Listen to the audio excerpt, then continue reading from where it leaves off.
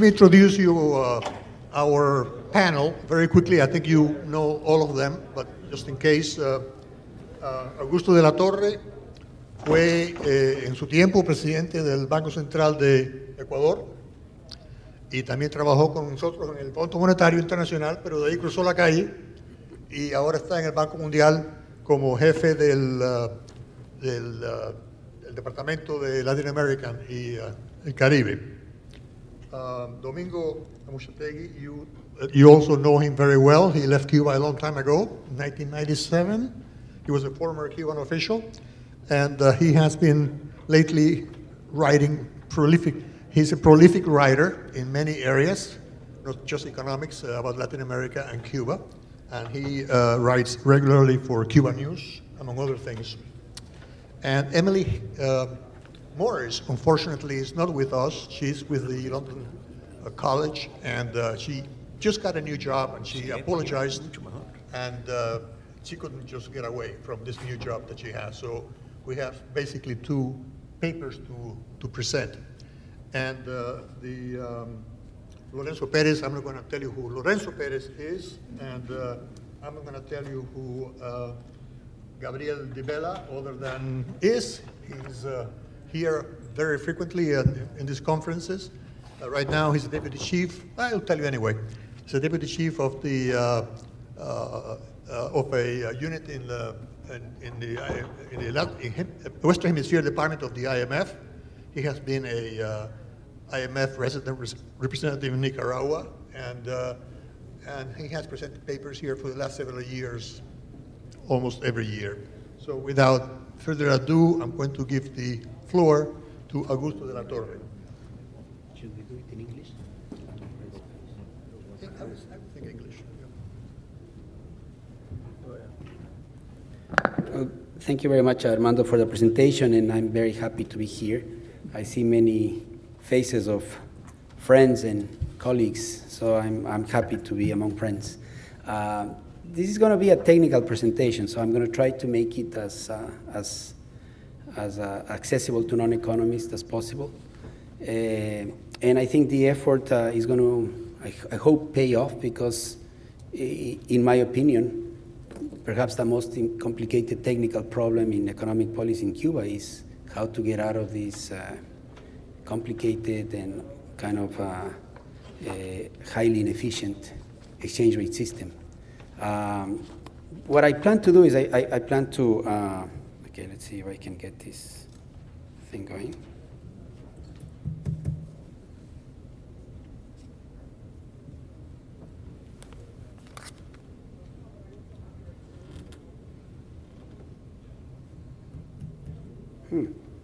So now it turns out that I cannot move the pages.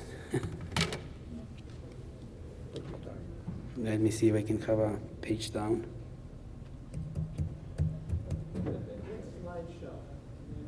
Oh, there we go. Okay. So now we are there. So what I would like to do is I'd like to give you very few but very important central lessons from international experience in getting out of multiple exchange rate regimes, many of which I think apply to Cuba. Then I'll try to say to what extent some of these lessons apply to Cuba, and what is especially, at least in my opinion, in the Cuban case, which either facilitates or complicates a potential process of unifying the two exchange rates. And then I'm going to spend much of my presentation in walking through what, in my opinion, are kind of basic typological options on how one could do this. And I will then make a case for the last option so that you start remembering the names, because the names are meant to help them remember the options. The first option I'll call the raw Big Bang. The second option will be called sector-by-sector gradualism, which I think is the one that's in the mind of the current authorities in Cuba. The third option is economy-wide gradualism. And then the one I like a lot, and I think it would work better than any of the three, is something that I call fiscally cushioned Big Bang. So I will walk you through them so that you get a sense of the differences and pros and cons of each of them. Then I'll talk a little bit about some reforms that would need to be in place for this thing to work, to have any hope that exchange rate unification would work. And then I'll say something about two important issues that are also technical. If you unify the two exchange rates in Cuba, should you also go to one currency? Because Cuba has dual exchange rates and dual currencies. And the two things are different, as I will explain. And once you make that decision, the would be another question I have to say something about this. What would be an appropriate exchange rate regime after unification? What would make sense for Cuba? Okay, so this is, as you see, is quite a big plate here that I'm offering you after lunch, so I hope you don't get indigestion, no? This is a key question. Why in the world do dual exchange rate regimes arise? Typically, they arise when a country experiences a huge adverse shock. And it has to be an adverse shock, like, for instance, the price of your main export collapses, or you have a massive capital flight because citizens decide to abandon the country with everything they can. And so whether it's a demand shock, like a capital flight, or whether a supply shock, the price of exports collapses, or foreign aid dries up suddenly, what happens when you have this type of shock is that your exchange rate needs to devalue in a very significant way for the economy to get back to equilibrium.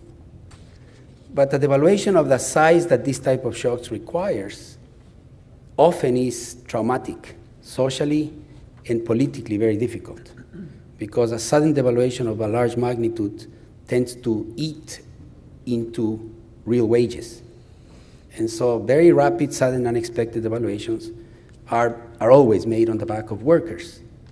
And rapid devaluations also raise very rapidly the price of basic goods, including foods. And so politicians, when they are faced with a situation of such stress, where the exchange rate is tending towards a major devaluation, then they introduce a dual exchange rate system. And the way they normally do it, which is not the same as in Cuba, but it's similar conceptually, is that there's one exchange rate that's more appreciated, say 1-to-1 to the dollar, to give an example, and another exchange rate that's more depreciated, say 10 to the dollar, to give an example. And the government says, okay, on the more appreciated exchange rate, on the stronger exchange rate, 1-to-1 to the dollar, I'm going to ration. I'm going to give you dollars with that exchange rate so that you can buy basic stuff. And the government decides what's basic. So basic or preferential goods or services. And so typically you have basic foodstuffs. Often the 1-to-1 or the stronger exchange rate is used to allow firms to buy basic inputs, like fertilizers or fuels or machinery. And then everything else, which is not considered to be essential, basic, or preferential, goes through the other exchange rate. That's how the system works. And now in theory, this action is used, in fact, to protect socially sensitive economic activities and to channel resources towards what the government thinks are more essential things. But in practice, what happens is you have an economy that becomes plagued with inefficiencies. Inefficiencies take many forms and are driven by various factors. One that worries me a lot when you have dual exchange rate regimes is that what Adam Smith used to call the invisible hand fails. So when you have a dual exchange rate regime, what is beneficial from the individual point of view does not coincide with what's beneficial from the point of view of society. So people do the best for themselves, but in the process they are doing the worst for society, or something that's not very good for society. Think, for instance, in Cuba, doctors that are highly trained doctors that find it much more privately much more beneficial to drive a taxi so that they can earn CUCs, the strong currency in Cuba. Well, that's a good idea from the point of view of the doctor, because the doctor in 2 nights can make much more than they make in 3 months as a doctor. It's a huge loss to society, because you have a talented doctor employed as a taxi driver. So this bifurcation between private interest and social interest is one consequence of distorted exchange rate regimes. But as a result of that, you have resources go to the wrong uses, the things that should be done don't get done. And then people, there's a lot of rent seeking, because of course if you have access to the stronger exchange rate to buy imports, you are in good shape. And so that becomes a privilege. And people seek to have access to that privilege, and that can create corruption. To enforce the system is a nightmare. So this is how things go. Now, because in the world, macroeconomic policy management has been improving, and also because of other reasons, perhaps globalization is one of them, what you see is that the number of, the proportion, let's use it the way, of the total number of exchange rate regimes in the world that are multiple exchange regimes has been falling. That's the yellow area there.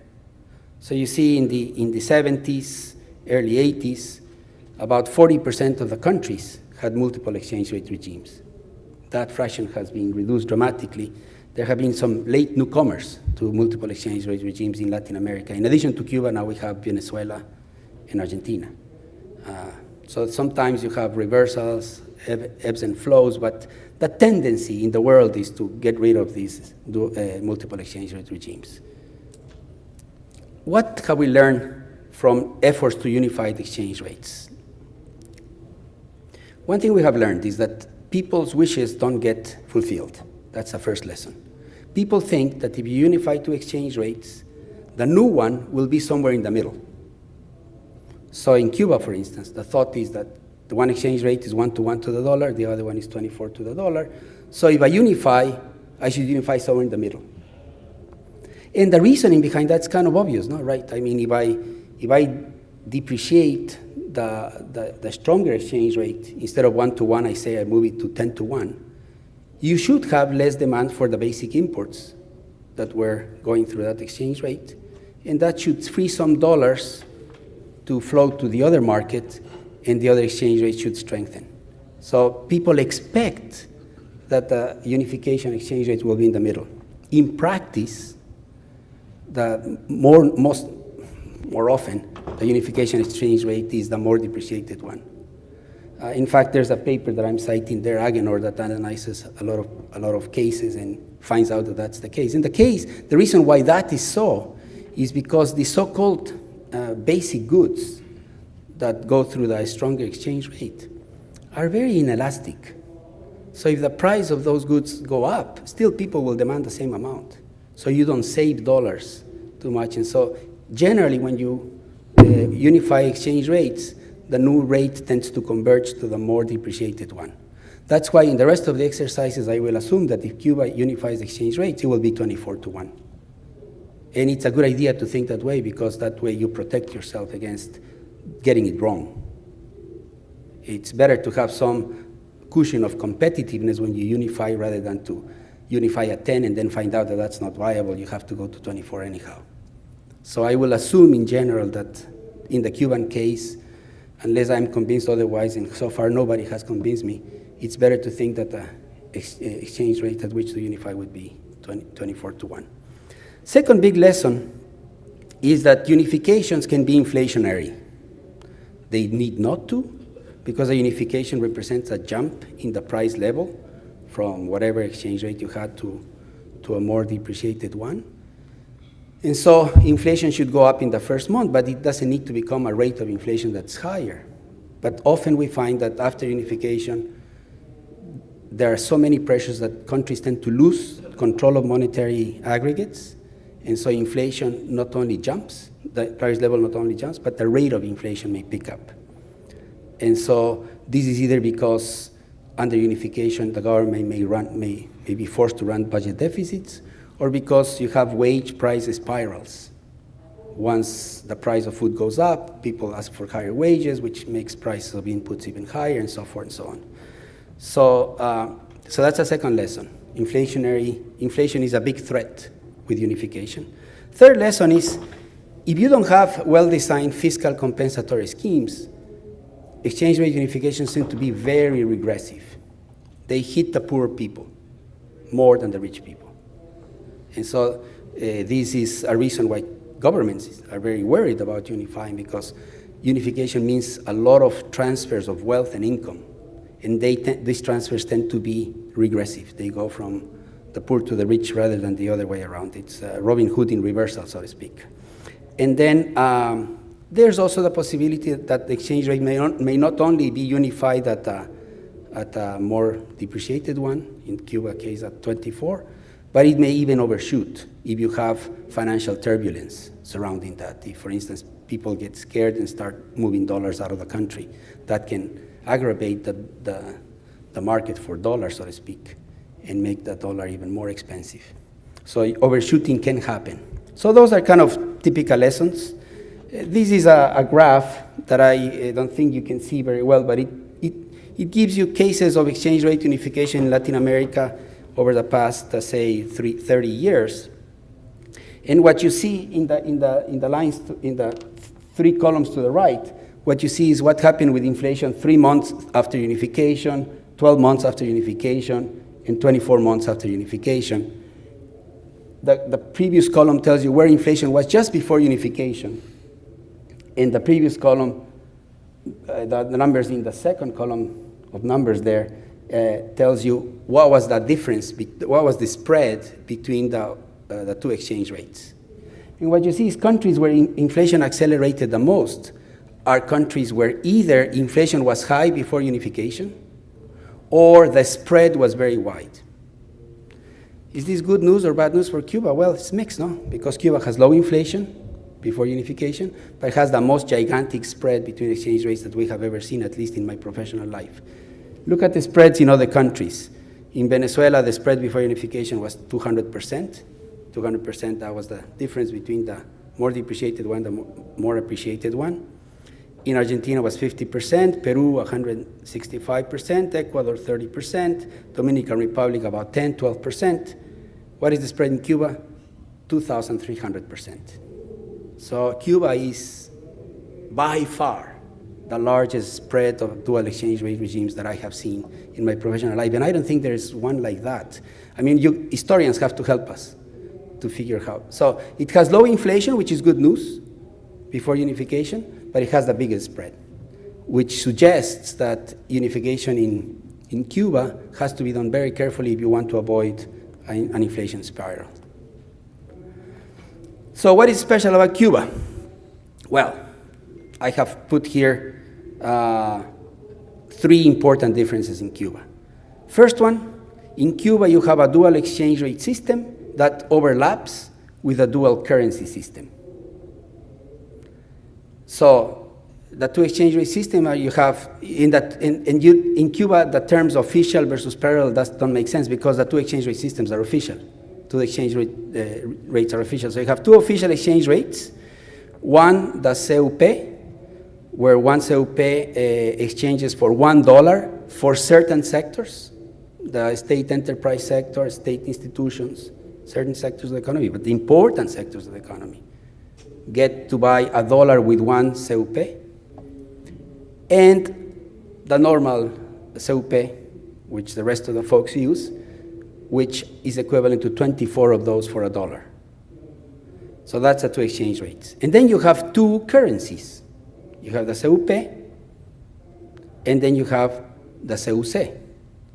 The CUC is another currency that exchanges 1-to-1 to the dollar.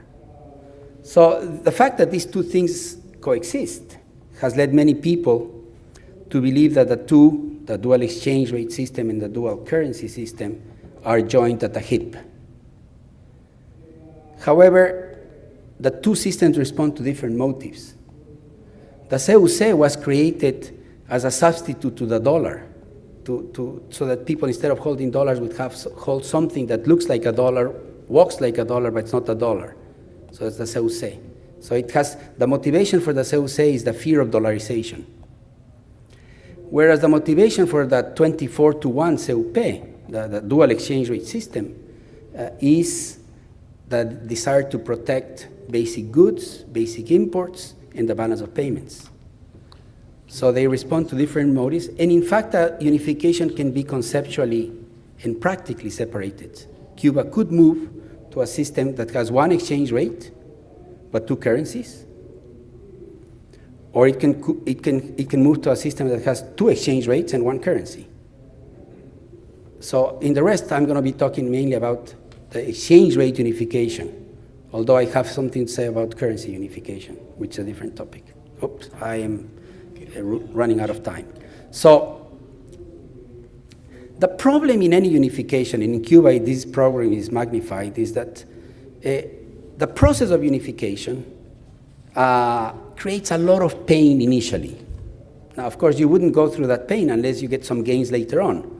And so if the unification is well done, it should give a lot of economic gains down the road to the Cuban society. But those gains will come down the road. Whereas the pain, depending on how you do it, will tend to be concentrated up front. So that makes the process politically very difficult because you have to trade gain for pain. Why would the gains come over time? Because once you have a unified exchange rate regime, the price system will provide better signals. It would help society coordinate action so that you allocate resources better. The likelihood that the private interest will coincide with the social interest is higher, etc. So you get a lot of gains down the road. You get more production, you get better allocation of resources, greater efficiency, etc., etc. And the cake grows. So everybody, it's a win-win in the medium term. But in the short term, there's a lot of transfers, a lot of winners and losers. And in the short term, the cake doesn't grow. It's about the same size. So the only thing you can do is you can redistribute the size of the pieces of the cake between different people differently. And so that's a problem. So a successful unification has to combine appropriately pain with gain. And so the two criteria I have used to think about this process is that you want a system that mitigates the pain and distributes it over time until the gains begin to materialize. So you need some system that distributes the pain over time so that you get some gains as you distribute the pain. And then you want a system that front loads as much as you can the gains. That stands to reason, right? That's what you would like to do. You want to distribute the pain as gains come in, and you want to maximize and front load the gains. So that's how you evaluate the various options. So if I'm going to ask for an excuse to go maybe a couple minutes beyond my allotted time, but I want to walk you through these options. So raw Big Bang, that's one option. Free market-oriented people love this one. I think it would be a disaster, but anyhow, let's talk about it. It would be you unify on day one. You go, everything becomes 24 to 1 on day one, and the 1-to-1 exchange rate disappears. The pros, it seems simple, and potentially could be very credible. Here's a government willing to do it, right? You do it in day one. The cons, it does not address the pain-gain problem at all. In fact, you could say it maximizes the gains because people have the new constellation of prices from the beginning, and so the economy can start adjusting. That is true, but in practice, those gains will not come in the few initial months. It'll take some time to come. It'll take years, probably, to come, or a few months at least. And in practice, you get all the pain initially. So you have enormous tension, enormous distribution allocation. So what seems to be credible and simple could be a nightmare, and the experiment as a whole can collapse. Second option, you depreciate gradually the 1-to-1 towards that 24-to-1, but you do it sector by sector at different speeds and in different degrees. So you say, in the sugar sector, I'm going to do this. In the other sector, I'm going to do that, blah, blah, blah, blah. And so this is, I think, what the government is doing. This seems less traumatic because you go slowly, you experiment, you go sector by sector. That's the pro. But the con, it addresses only minimally this pain-gain balance, because it does distribute the pain differently and gradually for different people in different parts of the economy, and you can choose where the pain can be dropped a little harder and when it can be the adjustment pain can be a little less. But it is protracted. It's like a slow death, slow bleeding, And it is very likely that the gains may not come while you are doing these little adjustments, because the bulk of the economy may not be responding appropriately until they see the final picture. They see the final rules of the game. And so, and in the process, you, instead of having a dual exchange rate regime, you have 100 exchange rates for different sectors. Okay, 0 minutes, so I have to do this very fast. The option 3 would be you do the same, but for the economy-wide. And I would argue that if you do the same for the entire economy with this economy-wide gradualism, it does distribute pain and gains better, but it still could create a situation where people really don't invest and don't change production patterns until the whole thing, until you're at the end point. So during the whole transition period of gradual unification, you may have a wait-and-see attitude, which can become a self-fulfilling prophecy. And finally, the option 4 would be you unify the exchange rate at the very first day, but you keep in mind, and this is crucial, that in Cuba, the different exchange rate regime is a fiscal tool. The difference between the 1-to-1 and the 24-to-1 is the way through which the government gets revenue. So it's kind of that system, the system of 1-to-1, 24-to-1, is really a system of taxes and subsidies. For those who are sellers of CEUCE or dollars at 1-to-1, that system is a tax. For those who are buyers of dollars or CEUCE at 1-to-1, the system is a huge subsidy.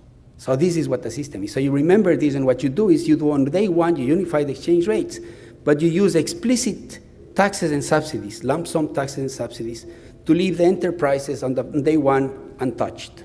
So they are there, the same. But for any new thing and for any new activity, the new relative prices and the new exchange rate regime is in effect, and people start taking decisions on the basis of that exchange rate. And then you announce how you are going to take down the subsidies and the taxes on a pre-announced chronogram. You tell people, initially you get the subsidy or the tax that leaves you for the existing enterprises untouched. Over time, these things will be reduced. The beauty of this system, in my opinion, is that you get the gains from day one, because everybody has the new relative prices and can make decisions based on those relative prices. The new accounting comes to the surface. The unviable enterprises come to the surface, because now you know who's getting bigger subsidies, who is getting bigger taxes. But then you have a pre-announced chronogram to reduce the subsidies and taxes. And they are lump sum subsidies and taxes, which means that neither production decisions nor investment decisions are affected by that lump sum subsidy, because you have to pay that no matter whether you make a big effort or a small effort, so you might as well make a big effort. So the advantage of that's why we call fiscally cushioning Big Bang, because you do a Big Bang in the sense that the exchange rate is unified from day one at 24-to-1, for example, but the effect on the pain is not felt initially. The pain is felt as you reduce the subsidies and the taxes over time. So I had other things to say, but I wanted to make the point that in Cuba, the exchange rate unification is the mother of all macroeconomic policy issues. It affects everything. If you don't get it right, nothing is going to come right. So you better get this one right. Thank you.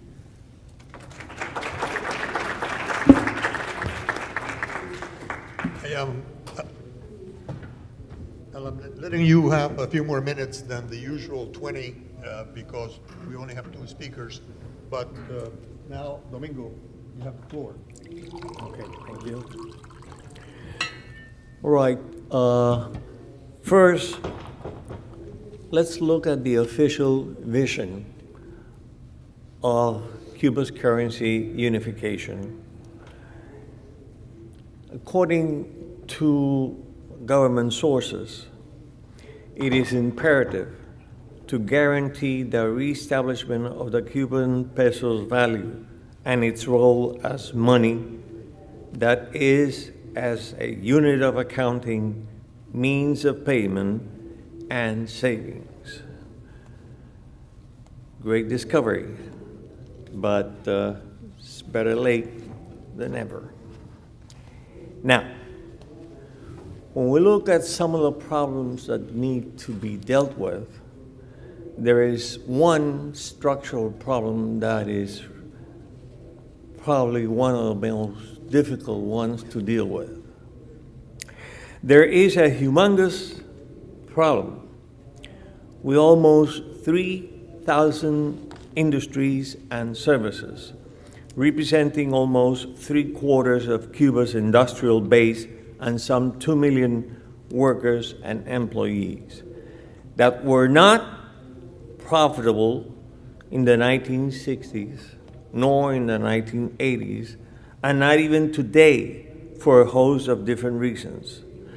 These industries and services continue to be subsidized with all its damaging impact into the areas of finance, salaries, declining output, stagnant GDP, etc.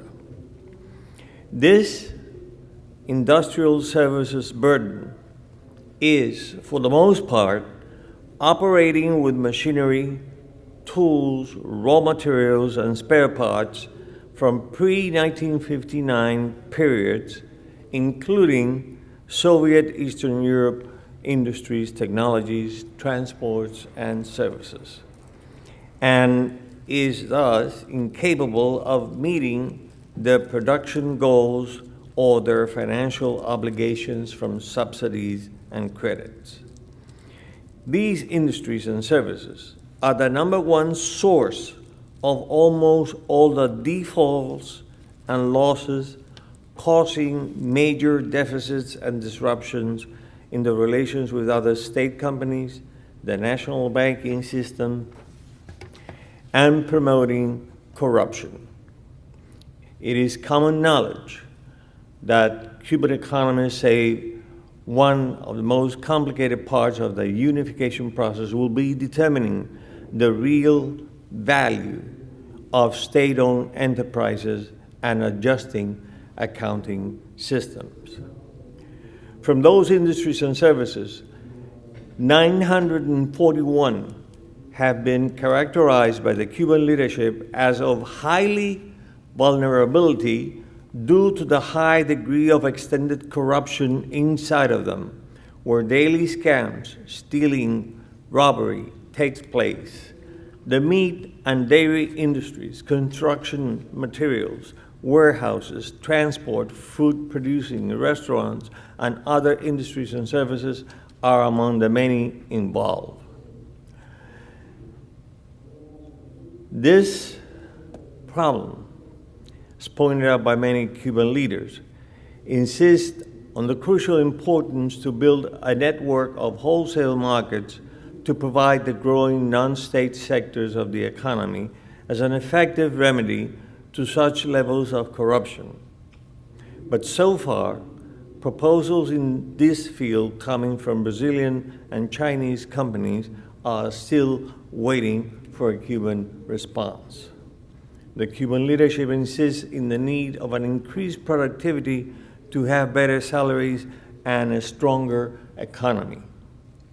Is productivity conceivable within the circumstances previously described? Not even a wizard or an act of magic can bring about productivity in such a context. The term productivity is limited today to less than 1,000 state industries and services, most of them associated through joint ventures and mixed capital associations with foreign investors and agriculture, to the private and cooperative sectors, something that is extremely eloquent in itself.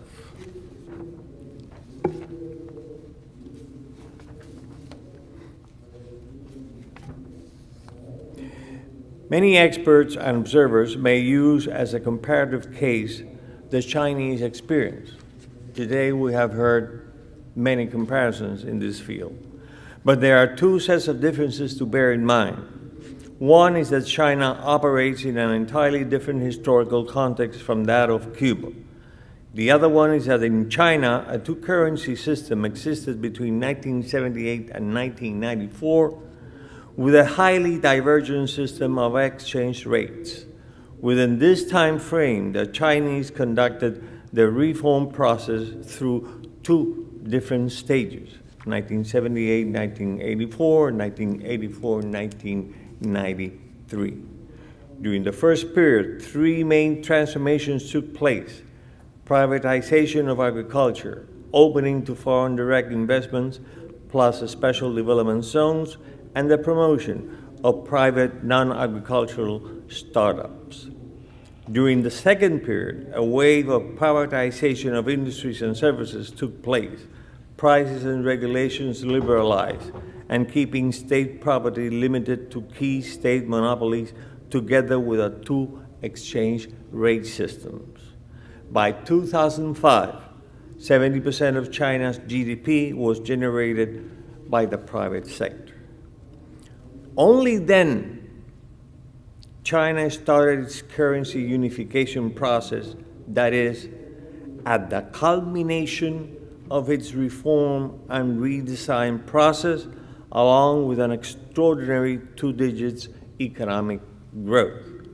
Cuba, instead, starts its currency unification when its reform and redesign process are hardly at a takeoff stage. The Cuban case is far from any culmination. It's just beginning. The Cuban experience will have to develop through three parallel lines. A, doing away with all the dysfunctional and outdated institutions, policies, and mechanisms from the 1980s and 1990s.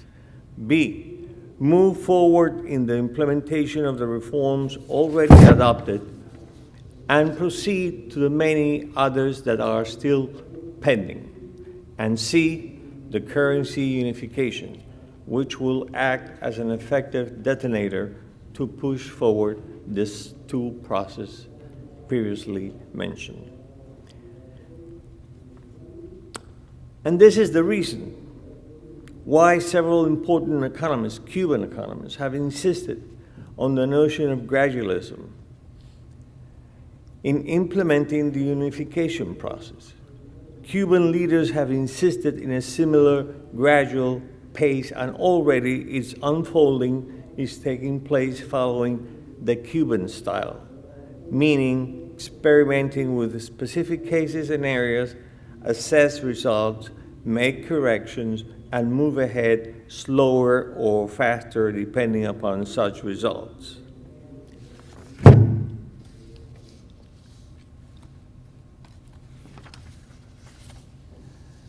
Many really apocalyptical predictions have been made about this unification process and what the consequences may be. But despite such apocalyptical visions and suggestions, whatever the policies to be followed by the Cuban leadership from now on, there are certain pillars of the Cuban model that will not be jeopardized or questioned. A, the notion of shock therapy or Big Bang is not an option to resort to. B, no more egalitarian practices or designs will be put in place. C, no one will suffer destitution. And D, that most important social programs will not be eliminated. The notion of shock therapy or Big Bang is seriously cautioned by even those who suggest this possibility. Emilio Morales, who is not precisely in friendly terms with the Cuban government, stresses that shifting to a single currency cannot turn into a sort of shock therapy if political suicide is to be avoided. Pavel Vidal and Omar Everleni, regardless of the repeated emphasis on Big Bang, devaluations, and initial shocks, point out the need that whatever strategies are put in place to end monetary duality, devaluate, and achieve convergence of the two different exchange rates, compensatory measures will be required for state businesses and families affected. Furthermore, they stress the notion that economic authorities will have to avoid an inflationary spiral by way of subsidizing retail markets and lessen thought not to eliminate entirely the effects of devaluation. None of the authors and sources mentioned in this paper have made any references to the many IMF-sponsored monumental disasters in dealing with monetary recipes and new currencies experiments. What lessons to draw from Plan Austral, Argentina, 1985, reaching its hyperinflation of 5,000% in 1989, Plan Cruzado, Brazil, 1986, reaching hyperinflation from 230% to 500%. The Mexican peso's first collapse in the early 1980s, when inflation averaged 179.73%, or Israel's overnight switching from the pound to the shekel to reach an all-time high inflation of 486% in 1984. And there is the infamous Caracazo on February 1989, resulting from the package recommended by the IMF, where hundreds and even thousands were killed or wounded by the state security and the military. Are we to ignore such experiences? Is someone picturing or wishing for a similar outcome in Cuba? Are we to assume that the Cuban leadership is unaware of those traumatic developments? Quite on the contrary, those experiences have been studied in great detail in Cuba, and everyone is well aware of the results. It would be absolutely foolish to think that the Cuban leadership is not fully aware of the complexities and risks of ending this currency duality. Having reviewed and discussed most of the issues at stake, some key ideas regarding government policies should be highlighted. The unification process is already beginning. There will not be a 0 day, there will not be a big bang, there will not be a shock therapy. It will be a step-by-step, strongly inspired and guided following a pattern of gradualism. The timing or stages are not to take place anytime soon this year or 18 months from now on to 2016. All the necessary steps and adjustments are not around the corner. By 2018, completion convergence of the two currencies may be a more tangible reality.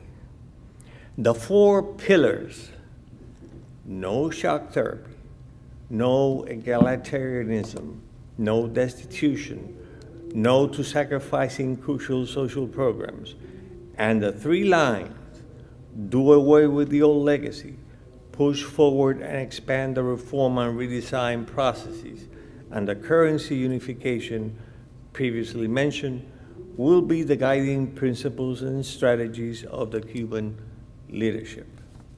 A highly qualified expert on Cuban affairs, Julia Schweig, Director of Latin American Studies at the Washington, D.C.-based Council of Foreign Relations, concluded the following, and I agree with her. And I quote, "The dual currency has for years hovered over the reform process, a symbol of inequality and an obstacle to an efficient, productive economy.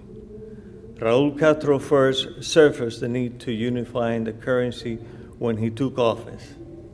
I am betting by the time he steps down in 2018, if not before, and despite the vagueness of the official language, Cuba will have a single currency."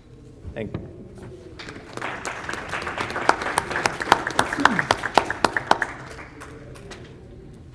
Okay, now, Gabriel, you're going to comment on on Augusto's paper? On both. Both? Okay.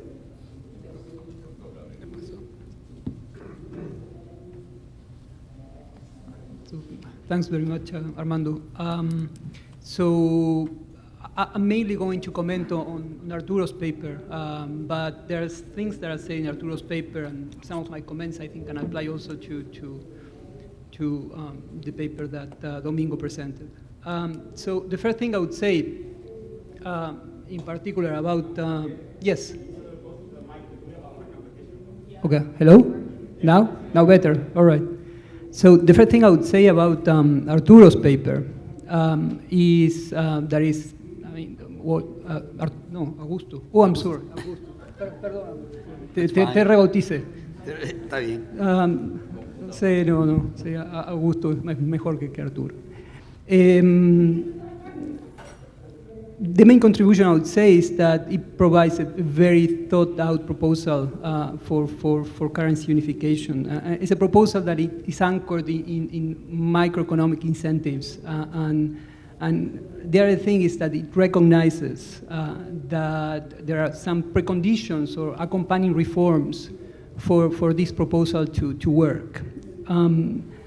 The other thing that I think is extremely useful in the paper, even though it's left to a second place or to a lower role in the paper, is that it recognizes that currency unification, it recognizes implicitly that currency unification in the end is just a subsidiary problem to exchange rate unification. That once that problem of exchange rate unification is dealt with, currency unification is going to be actually pretty simple to do. I would say one of the things that I like the most about the paper is that it's a wise paper. It recognizes from a political economy perspective what are the current situation in Cuba. So basically the paper is thought out and is written in a way that is designed to reach out. It's a constructive paper. And this is essential to jumpstart dialogue in these issues. So I really like that. The comments I'm going to make then, I mean, are not critical actually, because what I would say is that, and this was said by Augusto, that imagining unification, exchange unification in Cuba is just basically imagining how the process of transition, real transition, is going to happen from an economy that is very much controlled to an economy in which market incentives and price determination by the market actually begins to play a more important role. So it's the amount of issues, the amount of dimensions to analyze is huge, it's massive, and to be able to summarize these issues and to present a concrete proposal in less than 20 pages is remarkable. We try to do this with colleagues at the IMF, and we bear witness it's very difficult. So to go particular to the comments, what I would say is first, it's more like a question to Augusto to see if I understood well what they're proposing. What they're proposing is that do a big bang, basically go to 24 cooks per dollar, so basically the exchange rate would be unified, but do it in a way that there are compensatory measures, so a system of subsidies and transfers that compensate for that change in relative prices. And the good thing about this is methodologically is really elegant. Basically, what they're trying to think is, right now, actually it's the first paper I see it does this explicitly. What they're trying to do is, they say, the actual system of exchange rates implies de facto a number of subsidies and transfers from tradables to non-tradables. And we can replicate that situation with a good system of relative prices after devaluation and a number of lump sum taxes, transfers, and subsidies to different sectors. So conceptually, it's perfect. It's very elegant, and it allows analyzing the problem very well.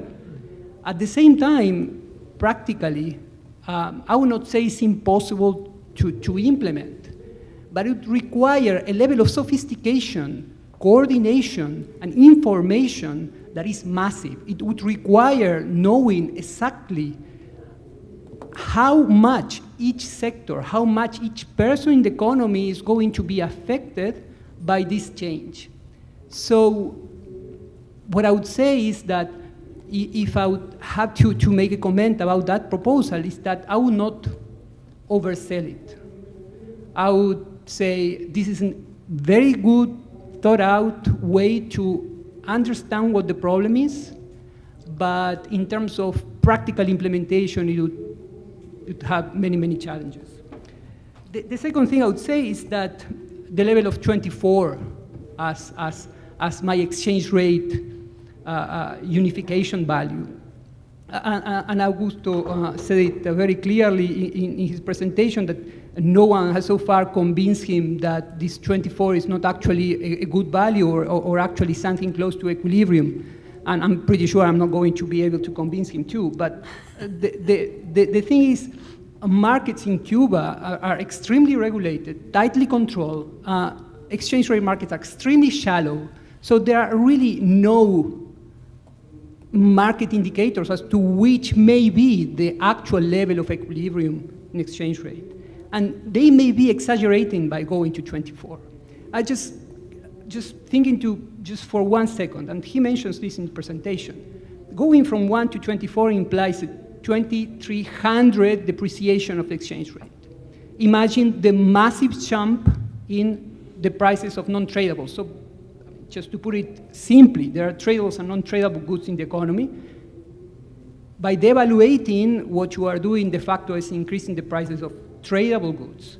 So what you are hoping is that the jump in the price of non-tradables is going to be such that it's not going to make that market of non-tradables in disequilibrium. If by some chance, and I think the probability is very large, that this is not the actual value of equilibrium of exchange rate, the likelihood that the jump in non-tradables is going to be off equilibrium at the beginning is very large. And if that happens, if by some chance the price of non-tradable is larger and a very highly dollarized economy as Cuba is, the likelihood of that is very large. It is possible that the price of non-tradables is going to go above equilibrium, and if that happens, the consequences for the competitiveness of non-tradables and the competitiveness of the economy and for employment are very, very bad. So that level of 24, I think, needs to be thought out a little bit more. The third thing I would say is that the situation that is described in the paper is only partially reflective of the reality in the island.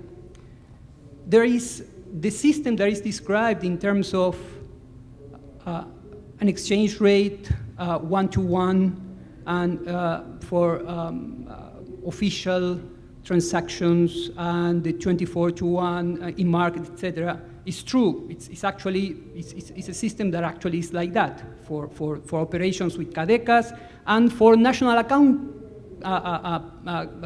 purposes. I mean, basically, all national accounts are put together using that artifact of the exchange rates. But at the same time, there is a third sector that is not recognized in the paper. That is how foreign direct investment enterprises are treated. And there's an implicit exchange rate in the profit rate that is allowed to enterprises operating, joint ventures enterprises operating in the tradable sector.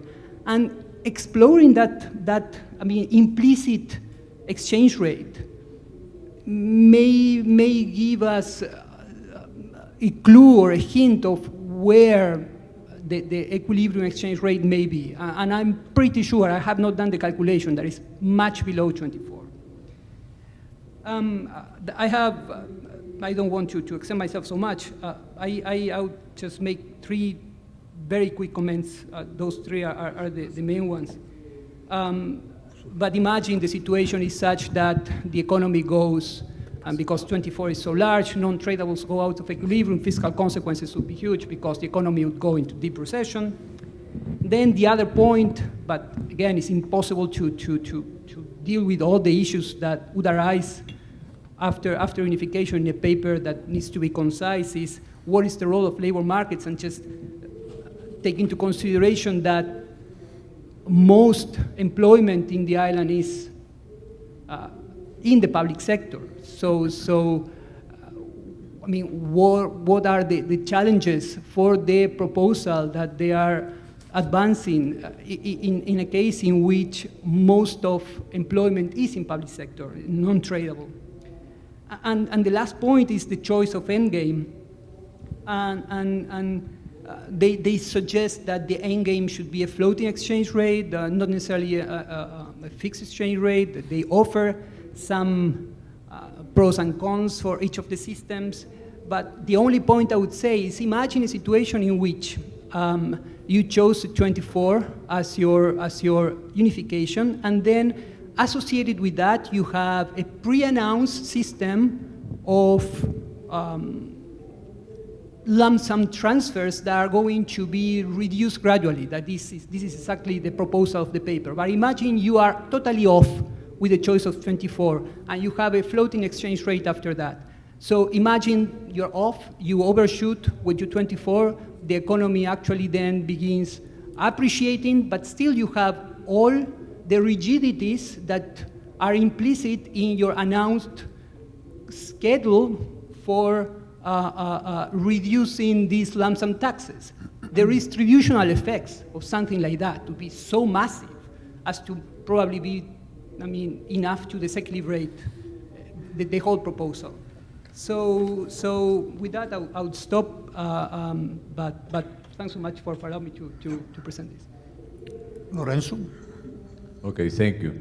Well, as you can see, this is a very easy topic. Let me say what I like about the paper first. I'm going to make some comments on Augusto's paper too. I think the one very good thing about Domingo's paper is that he very explicitly highlights that, it's not only exchange rate unification, what you do, but this is a package. There are many structural problems that need to be addressed, and you just cannot do the exchange rate part. Only that. He talks about the structural problem of the 3,000 state enterprises in goods and services, the 2 million employees. This is good to mention up front. It's a problem that has been identified by the government, but they had already at least 2 or 3 years to address this problem. When they start talking about unification, when they talk about the need to increase productivity before we unify, this is what they meant. And I wonder to what extent, why does it take that long to do an analysis of these enterprises? Domingo emphasizes a lot the fact that the big bang is not desirable. He is in favor, he supports the government approach. In Augusto's terminology, it's a gradual unification by sectors. That's what they're doing. Domingo gives examples in various sectors of different exchange rates that are moving to the 24.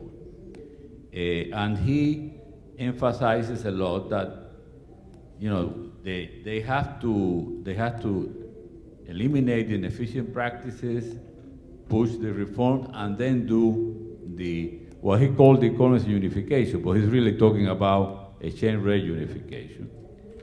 And then he says, we are not going to allow that people are going to suffer. There's going to be a hard impact on the population welfare from the devaluation, and the government is not going to sacrifice social progress. And because of all of these, the difficulties involved, is also, I think, you are comfortable with a system that will take another 4 years. You're thinking about 2018. Okay, then now here are my comments on Domingo's recommendations or approach. In my opinion, this approach is not ambitious enough. As Augusto mentioned, the differential between the two exchanges is for Latin America, and we have had some crazy examples in Latin America. The difference of the two exchange rates is huge, and this causes tremendous distortions to the economy. So this needs to be addressed, and needs to be addressed a lot more quickly than in the process of 4 years.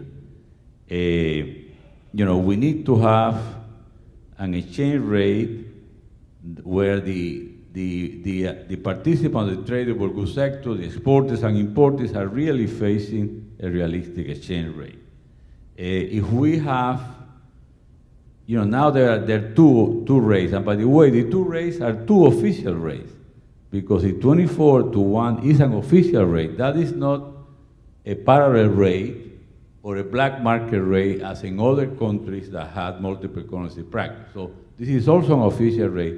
And if you remember, I think I remember that the official rate of 24-to-1 was instituted in 2005, after a period where the parallel market rate went up to 100, and then it started coming down, and at that point, they set that second rate. In part, as Augusto mentioned, because the fear of dollarization, I suspect it has something to do with the vanity of certain person in Cuba who wanted to say, we still have a Cuban peso, which is of equal value to the dollar, and that's why they had the 1-to-1 and the 24-to-1. What are driving us now, we have two rates. We're going to have more rates by sectors.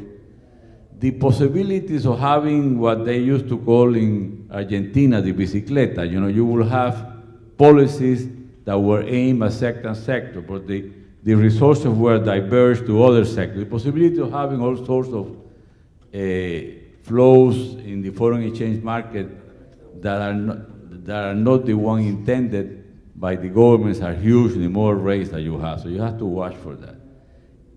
And finally, actually 3 more points.